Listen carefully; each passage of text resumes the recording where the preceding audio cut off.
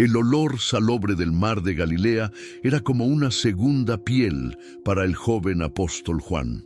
Desde su infancia despertaba antes del amanecer, escuchando el murmullo de las olas y el crujir de las redes de pesca que su padre, Zebedeo, preparaba. En esa rutina sencilla pero ardua, Juan y Jacobo aprendían con sudor y silencio lo que significaba ser un pescador de Galilea. Las manos callosas y la mirada perspicaz eran parte del oficio, una herencia transmitida de generación en generación. La aldea donde residían era modesta, y Cafarnaúm bullía con el ir y venir del mercado.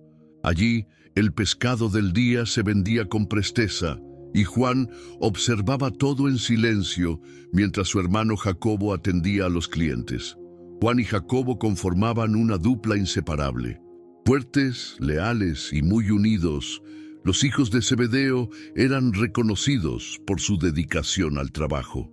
Mientras Jacobo destacaba por la fortaleza de sus brazos, Juan albergaba en su interior una suerte de fortaleza silenciosa. Esta dualidad resultaría trascendental en el futuro. Aun siendo tan joven, Juan ya manifestaba una sensibilidad inusual, una llama que solo aguardaba ser encendida por la persona adecuada. La vida sencilla de pescador moldeó el carácter de Juan, pero no limitó su visión. El mar de Galilea era vasto, pero él intuía que algo aún mayor lo aguardaba.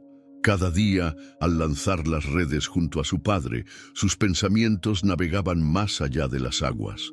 Aún no lo sabía, pero pronto abandonaría las redes de pesca para convertirse en pescador de hombres. Y todo comenzaría con una voz que resonaba desde el desierto. Se decía que un hombre llamado Juan el Bautista predicaba con audacia a orillas del Jordán, vestía de manera rústica y hablaba de arrepentimiento y de un reino inminente. Juan y Jacobo oyeron hablar de él entre una pesca y otra, y algo en esa historia capturó la atención del joven pescador. Era como si su corazón le dijera: «Debes verlo con tus propios ojos». Convencer a Jacobo de acompañarlo no fue difícil. Después de todo, eran inseparables. Ambos dejaron las redes de pesca por un día y se dirigieron hacia el desierto. El camino era árido, el sol abrasador, pero nada parecía más importante que descubrir si aquel hombre era verdaderamente un enviado de Dios. Al llegar al lugar, vieron una multitud congregada, escuchando atentamente a un hombre que hablaba con convicción y autoridad, sin buscar aplausos. Era diferente a todo lo que Juan había visto u oído antes. Juan el Bautista no utilizaba palabras huecas. Hablaba como quien conocía la verdad desde su interior. Cada frase resonaba como una flecha certera en el corazón de la multitud. Era como si toda esa espera por algo mayor estuviera a punto de concretarse allí mismo. Y fue en ese momento que algo sorprendente sucedió. Juan el Bautista dejó de hablar y señaló a alguien que se acercaba. «He aquí el Cordero de Dios que quita el pecado del mundo». Esas palabras resonaron como un trueno en los oídos de Juan. Miró en la dirección indicada y vio a un hombre común, aparentemente sencillo, pero que portaba algo en los ojos que no podía explicar. ¿Quién era aquel hombre? ¿Por qué Juan el Bautista, un profeta reconocido, lo señalaba con tanta reverencia? Algo dentro de Juan dijo: «Es esto, es ahora». Aquel encuentro fue el inicio de un viaje sin retorno. Juan el apóstol aún no entendía completamente qué significaba ver el Cordero de Dios, pero sabía que su vida estaba a punto de cambiar. Allí, a orillas del Jordán, en medio del calor y el polvo del desierto, comenzó a caminar detrás de aquel hombre, sin planes, sin certezas, solo con un corazón latiendo más fuerte a cada paso. Y ese paso lo llevaría directamente al encuentro con Jesús mismo. Juan el apóstol caminaba entre la multitud, con el corazón latiendo más rápido que en cualquier tormenta enfrentada en el mar de Galilea. El hombre que Juan el Bautista había señalado seguía adelante, sereno, sin alarde, y aún así irresistible. Juan y otro discípulo lo acompañaron en silencio, sin saber a ciencia cierta qué decir. Cada paso estaba impulsado por una certeza extraña. Necesitaba conocer a aquel hombre. Era como si su alma estuviera siendo atraída por algo mayor. De repente, Jesús se detuvo y, sin girarse completamente, preguntó: ¿qué buscan? Juan intercambió una mirada con su compañero. La pregunta los expuso, los desarmó. No sabían qué buscaban, solo sabían que no podían ignorar aquel momento. Casi sin pensar, Juan soltó: «Maestro, ¿dónde te hospedas?». La pregunta le sonó extraña hasta a él, pero Jesús solo sonrió y dijo: «Vengan y vean». Y fue suficiente. Pasaron el resto de aquel día con Jesús. No había prisa ni discurso ensayado. Era una conversación sencilla, pero con una profundidad rara. Juan escuchaba y cada palabra parecía encajar como si estuviera escrita para él. No eran explicaciones teológicas ni parábolas complejas, era verdad pura, como si Jesús tuviera acceso directo a aquello que el corazón humano más necesitaba. Juan no quería que aquella tarde terminara nunca. Aquella tarde lo cambió todo. Juan partió de allí con la certeza de haber encontrado algo, o mejor dicho, alguien, que cambiaría su historia para siempre. No tenía todas las respuestas, pero ahora sabía dónde buscarlas. Jesús no era solo el Cordero de Dios anunciado por Juan el Bautista. Era el Maestro que había tocado su alma sin siquiera rozarlo. Y después de aquel día, Juan lo sabía. No había vuelta atrás a su vida anterior. Los días posteriores a aquel primer encuentro fueron distintos a todo lo que Juan el apóstol había vivido. El recuerdo de la voz de Jesús, su serenidad y sabiduría no se le iba de la cabeza. Incluso de vuelta en el barco, echando las redes junto a Santiago, el corazón de Juan permanecía inquieto. Algo en su interior le decía que aquel ya no era su lugar definitivo. Era como si el estruendo de las olas le estuviera diciendo: «Se acerca la hora». Fue en un día cualquiera, bajo el sol abrasador de Galilea, cuando la vida de Juan cambió por completo. Él y Santiago estaban junto a su padre, Zebedeo, remendando redes como de costumbre, cuando oyeron la voz que Juan jamás olvidaría. Jesús estaba allí, a orillas del mar, mirándolos fijamente, y entonces dijo con firmeza y dulzura: «Síganme, y los haré pescadores de hombres». Un llamado simple, directo, pero con un peso eterno. En ese instante, Juan no dudó. Miró a Santiago y ambos comprendieron que estaban ante una decisión que lo cambiaría todo. Zebedeo, con una mirada seria y silenciosa, simplemente los observó. Era como si supiera que este momento llegaría, y entonces, sin drama ni demora, soltaron las redes. Aquellas redes que tantas veces habían alimentado a la familia quedaron atrás. Seguir a Jesús era más que una elección, era una rendición. Juan sabía que dejaba mucho: el sustento, la seguridad, la historia construida en el mar de Galilea, pero también sentía que lo ganaba todo. Después de todo, el llamado no era de cualquiera, era de Jesús, y no estaban solos. Simón y Andrés también se unieron al grupo ese mismo día. 4 pescadores, 4 corazones dispuestos, respondiendo a una invitación que ni siquiera sabían a dónde los llevaría, pero que portaba la promesa de un propósito eterno. Aquel momento marcó el inicio de la travesía de los primeros discípulos. La sencilla vida de pescador se transformaría en una misión que cruzaría fronteras, generaciones e incluso imperios. Juan el apóstol tal vez aún no entendía del todo qué significaba ser pescador de hombres, pero ya tenía en su interior el coraje para aprender del Maestro. A partir de entonces, cada paso sería una inmersión más profunda en la gracia y la verdad de Jesús. Desde el primer instante al lado de Jesús, Juan apóstol comprendió que nada sería predecible. Cada día, nuevas personas se unían a la multitud, trayendo consigo a sus enfermos, sus dudas y sus esperanzas. Y ante todos, Jesús sanaba ciegos, hacía caminar a paralíticos y expulsaba demonios con una sola palabra. Juan, el pescador de Galilea, ahora era testigo de milagros que parecían imposibles incluso para los profetas de antaño. Pero Juan aún era joven, y la intensidad de aquellos días también le generaba inquietudes. Quería entenderlo todo de inmediato. Anhelaba ver el reino de Dios irrumpir con poder, aplastando a los impíos y exaltando a los fieles. Esta urgencia hervía en su interior, y Jesús lo percibió. Fue por eso que él y Santiago recibieron un apodo peculiar: Boanerges, los hijos del trueno. No era una ofensa, era un diagnóstico. Juan poseía una fuerza impetuosa que necesitaba ser guiada. La convivencia con Jesús estaba repleta de aprendizajes, pero también de conflictos internos. Juan admiraba la mansedumbre del Maestro, pero aún se sentía impaciente ante la injusticia. Existía un contraste entre la serenidad de Cristo y la energía explosiva que él mismo portaba. Aún así, Juan no era como Pedro, que hablaba antes de pensar.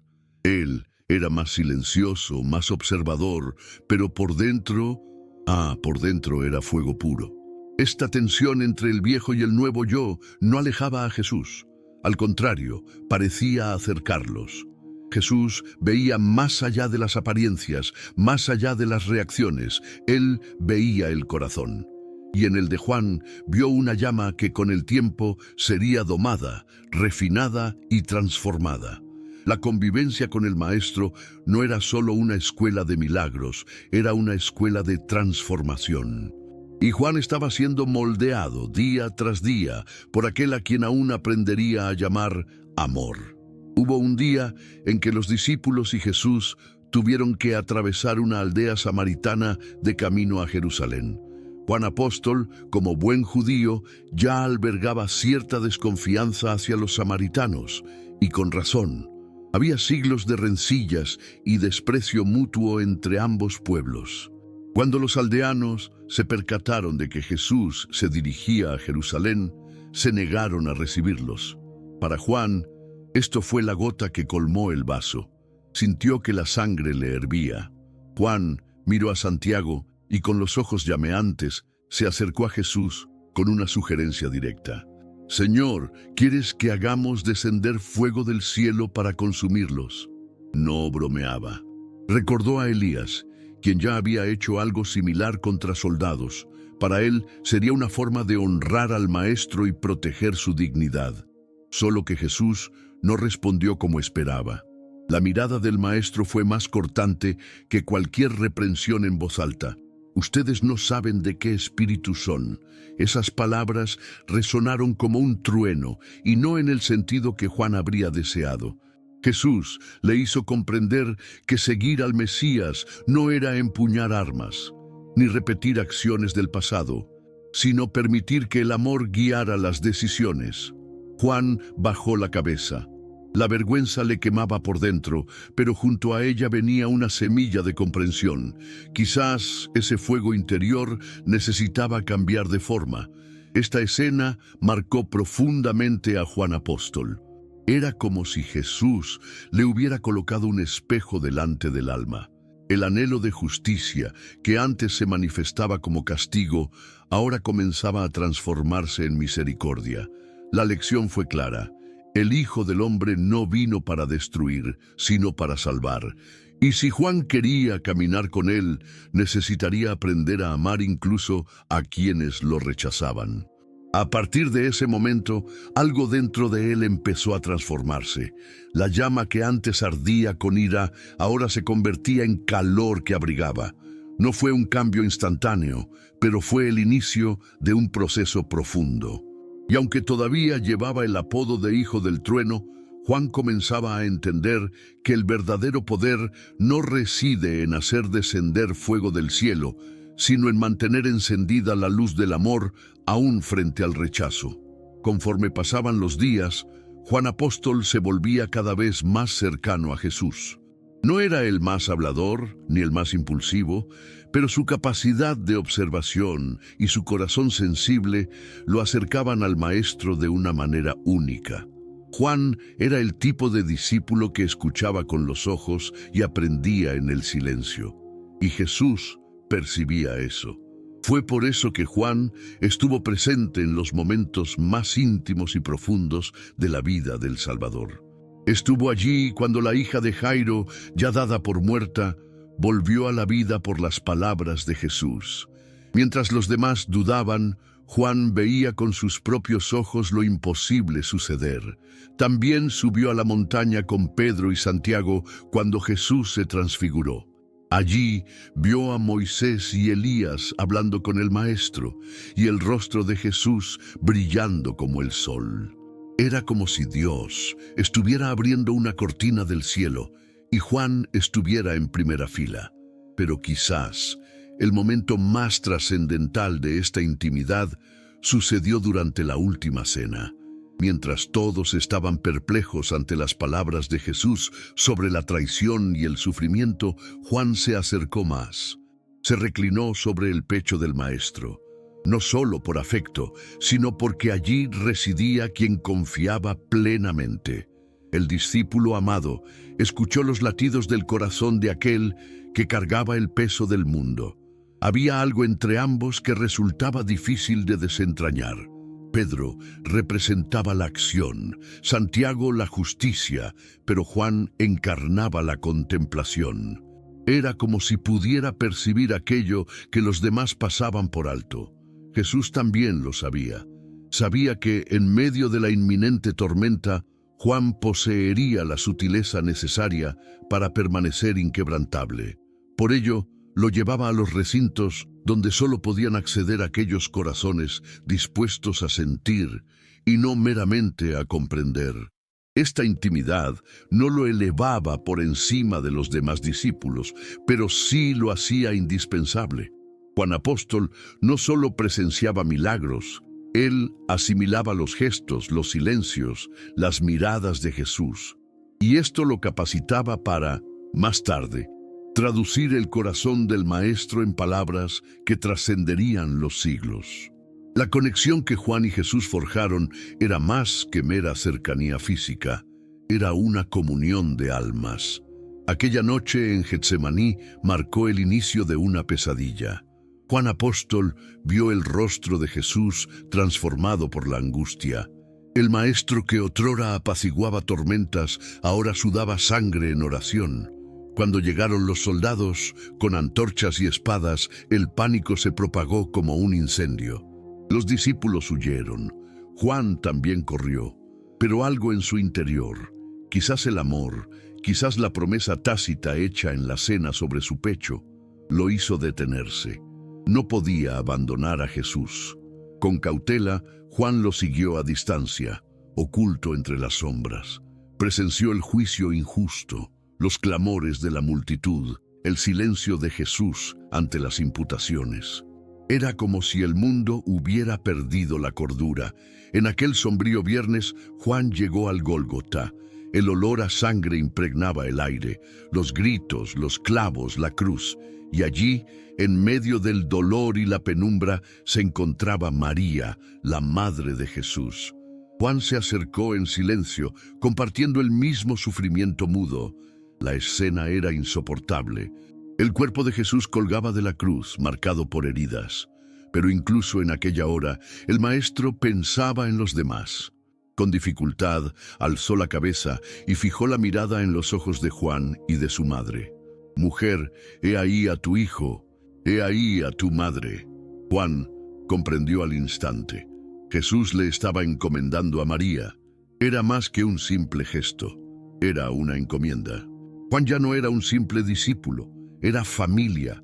El dolor de aquella crucifixión marcó a Juan profundamente. Ver al apóstol Juan permanecer a los pies de la cruz fue testimonio de su lealtad. Contempló el último aliento, el costado atravesado por la lanza, el cielo oscureciéndose. Todo lo que creía parecía desmoronarse ante sus ojos, mas incluso allí algo le susurraba que no era el final. Había demasiado amor en esas últimas palabras. Algo mayor estaba sucediendo, aunque sus ojos no pudieran comprenderlo. El discípulo amado soportó el dolor como pudo. Junto a María llevó el cuerpo del Maestro para ser sepultado. Era el fin de una era, el colapso de todas las expectativas, y aún así Juan permaneció. Cuando todos retrocedieron, él se quedó. Porque el amor verdadero no huye del dolor, permanece con él hasta el último instante. Y lo que aún no sabía era que el amanecer traería una luz que jamás se extinguiría. El sábado posterior a la crucifixión fue el más silencioso en la vida del apóstol Juan. La casa donde se encontraban se sentía vacía, a pesar de estar llena de gente. Nadie decía mucho. Todos estaban sumidos en el luto, la incredulidad y el temor. Juan se preguntaba cómo había podido suceder aquello. El hombre a quien llamaba Maestro, que calmaba tempestades y resucitaba muertos, yacía ahora en una tumba fría, envuelto en lino. La ausencia dolía más que la propia muerte, pero en la madrugada del tercer día, algo rompió aquel silencio sombrío. María Magdalena entró corriendo, jadeante, con los ojos desorbitados. La tumba estaba vacía. Juan se levantó de un impulso, sin pensar. Pedro también corrió. Ambos salieron disparados por las calles de Jerusalén, como si cada paso pudiera cambiar lo que sabían. El corazón de Juan martilleaba en su pecho una mezcla de esperanza e incredulidad. Llegó primero, pero se detuvo respirando hondo ante la entrada oscura. Pedro lo rebasó y entró directamente. Juan lo siguió poco después. Dentro de la tumba no había cuerpo, solo los lienzos doblados con esmero, como si quien los hubiera dejado allí supiera que no era el final. Juan sintió un escalofrío. Aquello no era un robo, no era una ilusión, era diferente, era real. Y allí, en el vacío, nació la fe. Creyó, aún sin entenderlo todo, pero con la convicción de que Jesús estaba vivo. Algo dentro de él se encendió con fuerza. Pocos días después, esa fe se convirtió en certeza ante sus propios ojos. Juan vio a Jesús, vivo, respirando, hablando, con las marcas de los clavos aún en las manos, pero con una mirada llena de paz. Era él. El apóstol Juan no podía apartar la vista. Aquel que fue colgado en la cruz ahora comía con ellos, sonreía, explicaba las Escrituras con paciencia. Todo cobraba sentido. El dolor de la cruz daba ahora paso a la gloria de la resurrección. La resurrección no fue meramente un hecho, fue un parteaguas en el alma de Juan. Ya no necesitaba preguntarse si todo aquello era real. Lo había visto, lo había tocado, lo había sentido. Y a partir de ese día, nada más podría silenciarlo. Aquel momento en el sepulcro vacío, seguido por el reencuentro con el Maestro vivo, se convertiría en la fuerza impulsora de toda su predicación. Juan era ahora más que nunca un testigo de la resurrección. Aun después de ver a Jesús resucitado, Juan el apóstol y los demás discípulos aún albergaban dudas sobre qué hacer de ahí en adelante. La vida había cambiado, pero ¿qué sucedería ahora? En un gesto casi automático, Juan regresó al lugar donde todo había comenzado, el mar de Galilea. Allí, él y Pedro subieron a una barca y pasaron la madrugada pescando. Era como intentar reencontrarse con el pasado, pero las redes permanecían vacías. Las aguas estaban serenas, pero el silencio era pesado. Ni un pez, ni una respuesta.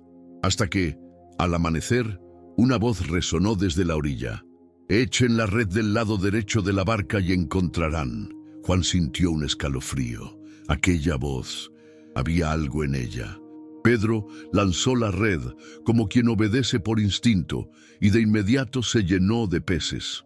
Muchos, más de los que podían cargar. Juan no tuvo dudas, se volvió hacia Pedro y dijo, «¡Es el Señor!». Pedro no esperó. Se lanzó al agua y nadó apresuradamente hacia la playa. Juan lo siguió de cerca con la barca repleta. Al llegar, encontró a Jesús ya con un fuego encendido, preparando pescado y pan. Era una escena sencilla, pero cargada de significado. El maestro no los esperaba con reproches, sino con acogida. Juan se sentó, aún jadeante, y observó. Allí estaba el mismo Jesús que conocía desde el primer día, ahora glorificado, pero aún tan cercano. Mientras comían, el corazón de Juan ardía. Cada detalle de aquella mañana traía recuerdos: el llamado a ser pescador de hombres, los milagros, la cruz, el sepulcro vacío. Y ahora, el reencuentro. Jesús no solo había vencido a la muerte, los llamaba nuevamente a la vida. Juan comprendía en silencio que aquel momento marcaba un nuevo comienzo. La misión no había concluido, apenas estaba comenzando. El reencuentro en el mar fue más que simbólico.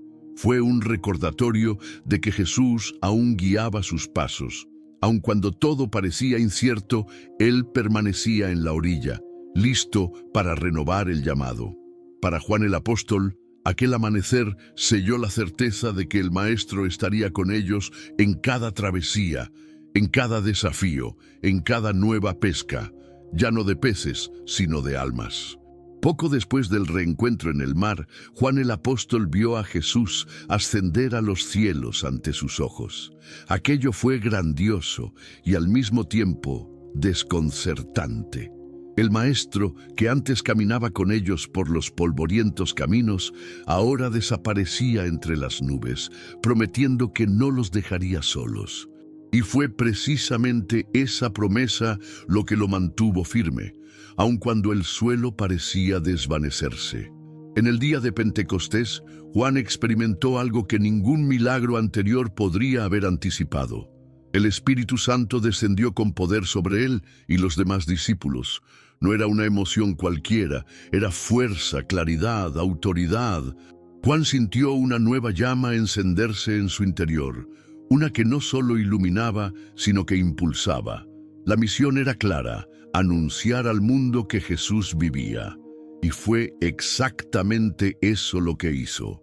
Juan el apóstol, ahora lleno del Espíritu, comenzó a predicar con valentía junto a Pedro. Ya en los primeros días sanaron a un cojo a la puerta del templo, y eso causó un revuelo entre los líderes religiosos. Fueron arrestados, interrogados y amenazados, pero Juan no retrocedió. ¿Cómo negar lo que sus ojos habían visto y sus manos habían tocado? Él era testigo viviente de la resurrección. La predicación crecía, y con ella también la iglesia primitiva. Pero no todo era júbilo. La persecución se intensificaba, y los discípulos empezaron a pagar un alto precio por su fe. Juan vio amigos ser perseguidos, vio a Santiago, su propio hermano, ser asesinado por Herodes. El dolor era real, pero la misión era mayor. Y cada vez que el dolor apretaba, Juan recordaba la mirada de Jesús en la cruz, esa que decía: no te detengas. La vida del pescador de Galilea se había convertido en un ministerio que desafiaba a reyes, religiones e incluso al temor a la muerte. Juan y Pedro en el templo, los milagros de los apóstoles, las palabras que incendiaban corazones, todo era reflejo de un llamado que no provenía de hombres, sino del cielo.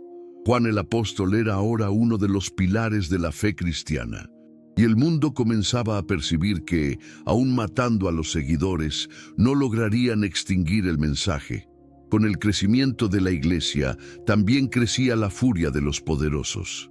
Juan el apóstol sabía que seguir a Cristo no era un camino cómodo. La persecución se tornaba cada vez más violenta y ya no bastaba con amenazar. Santiago, su hermano de sangre y fe, fue asesinado por orden de Herodes. Juan sintió la pérdida como una herida profunda, pero no retrocedió. La llama que el Espíritu había encendido en su interior era más poderosa que el miedo. Las prisiones se convirtieron en parte de su rutina. Juan era vigilado, denunciado y arrastrado ante las autoridades. Cuentan que en una ocasión intentaron matarlo sumergiéndolo en un caldero de aceite hirviendo y nada sucedió, como si la mano de Dios lo envolviera allí mismo. en medio de la tortura. La frustración de las autoridades era palpable. Deseaban silenciar a aquel discípulo amado, pero sus palabras seguían propagándose. Sin saber cómo contenerlo, decidieron exiliarlo. Llevaron a Juan a un lugar aislado, solitario e inhóspito, la isla de Patmos, un trozo de roca en medio del mar, azotado por vientos y olas. Parecía el fin del camino, lejos de la iglesia, lejos de los hermanos, lejos del mundo, pero Juan sabía que Dios no estaba limitado por la geografía. Aún solo, no estaba abandonado. En aquella isla desierta, donde los romanos creían que su voz sería acallada, Juan oraba. No murmuraba, no se rebelaba, oraba, y fue allí, en medio del exilio, que el cielo se abrió. La persecución que debía silenciarlo se convirtió en el escenario de una de las mayores revelaciones de la historia. El silencio forzado se transformó en mensaje eterno. El exilio se volvió altar. El hijo del trueno era ahora el hombre de la visión. Exiliado, sí, pero jamás olvidado. La isla que sería su prisión se convirtió en la cuna del libro que trascendería siglos, el Apocalipsis. Juan el apóstol, aún cansado y herido, seguía siendo la boca de Dios, y aquello era solo el principio de lo que vería. La profecía estaba a punto de ser escrita, y el mundo jamás volvería a ser el mismo. Vio un trono en el cielo, rodeado de seres celestiales indescriptibles. Relámpagos surcaban el espacio, truenos resonaban como trompetas divinas. En el centro, un cordero, el mismo Cordero de Dios que él había conocido en carne y hueso, ahora glorificado. Juan vio sellos abrirse, cada uno revelando juicios y señales. Era como contemplar la historia del mundo desplegarse ante sus ojos, con principio, desarrollo y fin. Ángeles tocaban trompetas, copas de ira eran derramadas sobre la tierra y juicios caían con precisión. Juan presenció plagas, guerras, terremotos y una batalla épica entre el bien y el mal. El dragón, símbolo del mal, se enfrentaba a los ejércitos celestiales, pero era arrojado al abismo. El apóstol Juan, aún con el corazón en vilo, escribía todo con detalle, sabiendo que cada palabra no era suya, sino revelación divina. Y entonces, como si la oscuridad hubiera sido vencida de una vez por todas, vio la nueva Jerusalén, una ciudad de luz, sin dolor, sin muerte, sin lágrimas. Dios morando con los hombres, haciendo nuevas todas las cosas. Era la restauración final, el reencuentro entre creador y criatura. Juan aferró firmemente aquella promesa. He aquí que vengo sin demora. Aquella voz aún resonaba dentro de él como el ancla de su fe. La visión del Apocalipsis no fue un delirio de un anciano exiliado. Fue una revelación profética, viva y cargada de propósito. Y Juan, el último de los discípulos, se convirtió en el mensajero del fin de los tiempos. El libro que escribió allí, entre rocas y silencio, atravesaría imperios, siglos y continentes. Porque cuando Dios quiere hablar, ni el mar, ni el aceite hirviendo, ni el exilio pueden impedirlo. Y lo que Juan vio en Patmos continúa alertándonos y consolándonos hasta hoy. Después del exilio en Patmos, Juan Apóstol tuvo la rara oportunidad de regresar. Ya anciano, con el cuerpo marcado por el tiempo y la persecución, volvió a Éfeso, donde la iglesia lo esperaba con reverencia y añoranza. Ya no era el joven pescador de Galilea, ni el impetuoso hijo del trueno. Era el apóstol del amor, el último de los 12, y su presencia era un símbolo de esperanza y fidelidad. Los jóvenes cristianos lo rodeaban, pidiendo consejos, queriendo escuchar historias de los días con Jesús. Y Juan contaba, hablaba del día en que inclinó la cabeza sobre el pecho del Maestro, de la mañana en que vio el sepulcro vacío, de la pesca milagrosa tras la resurrección. Pero no con tono de leyenda, hablaba como quien revive cada escena, como quien lleva esos recuerdos en el corazón. Para él, todo seguía siendo presente. Su fama se extendía. Muchos venían de lejos solo para verlo, no porque Juan buscara gloria, sino porque llevaba algo que el mundo no sabía nombrar, pero reconocía: autenticidad. El discípulo amado no predicaba sobre reglas frías, sino sobre el amor que perdona, restaura y transforma. Era como si cada palabra suya trajera un poco del corazón de Jesús. Era como escuchar el eco del Maestro, años después de la cruz. En sus últimos días, Juan seguía firme. Ya no veía con claridad, ya no caminaba con agilidad, pero su alma brillaba. Y aunque su cuerpo estuviera cansado, se volvía aún más vivo en la memoria de quienes lo escuchaban. Su vida era el testimonio de que vale la pena amar hasta el fin. Y aunque no tuviera fuerzas para alzar la voz, su susurro era suficiente: ámense unos a otros. Porque para él, eso era el Evangelio en su forma más pura. Juan el apóstol vivió más que cualquier otro de los 12.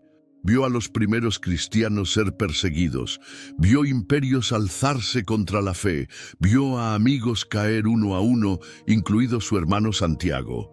Y aun ante tanta pérdida, jamás se dejó endurecer. El fuego que un día lo impulsó a querer destruir una aldea con palabras, ahora calentaba corazones con amor. La transformación era evidente. El hijo del trueno se había convertido en el apóstol del amor. Mientras el mundo exaltaba la fuerza de las espadas, Juan hablaba del poder del amor. No un amor romántico o pasivo, sino aquel que sana, que acoge, que perdona aún sin recibir perdón. Escribió con autoridad: Dios es amor. No como una frase bonita para adornar, sino como alguien que vio ese amor encarnado, crucificado y resucitado. Sus cartas no eran tratados teológicos, eran cartas de corazón a corazón. El impacto de su vida no puede medirse en números. Juan no fundó imperios, ni escribió tratados políticos, pero sus palabras transformaron generaciones. Fue testigo de la resurrección, portavoz de revelaciones y padre espiritual de muchos. Aún anciano, aún frágil, seguía siendo fuente de sabiduría y fe. Donde Juan hablaba, se hacía el silencio, no por miedo, sino por respeto. Era la memoria viva de Jesús entre los hombres. El legado de Juan no está solo en los escritos, sino en el espíritu que estos portan. Su evangelio es el más profundo, el más íntimo. Sus cartas son directas, suaves y firmes. El Apocalipsis es el más audaz, el más celestial. Todo lo que escribió apunta a la gloria de Cristo y al poder del amor. Y toda su vida es una prueba de que el discípulo más amoroso fue en realidad el más resistente. Y así, Juan permanece vivo en las Escrituras y en el corazón de cada persona que comprende el verdadero significado del amor revelado en Cristo. Su testimonio trasciende los siglos, reafirmando que la fidelidad a Dios no se mide por la fuerza de las manos, sino por la entrega del corazón.